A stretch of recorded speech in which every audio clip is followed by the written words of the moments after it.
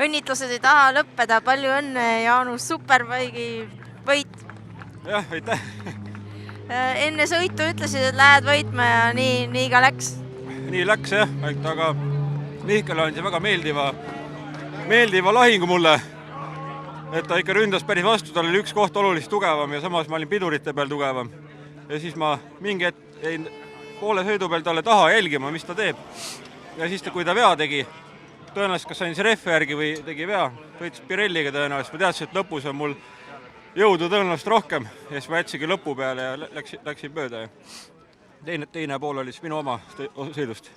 Nii et päris taktikamäng. No ikka peab mõtlema ka, jah. Kuidas uus ratas?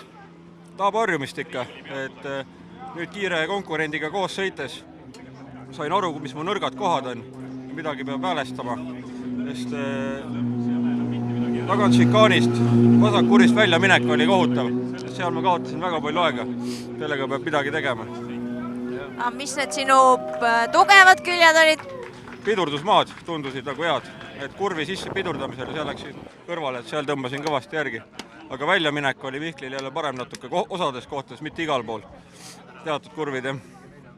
Nii et tuleb põnev hooaeg see aasta? Tuleb põnev hooaeg ja tahan tänada kõiki toetajaid, Velti, Freshesti, kõiki tuttavaid asju ka abi eest, kes aitasid mind siia Superbike'il. Ise ma poleks võib-olla nii rutakalt tulnud, aga kõik märgid lihtsalt suunasid mind ja nii ma siia sattusin. No meie täname ägeda sõidu eest. Ja, ma tänan.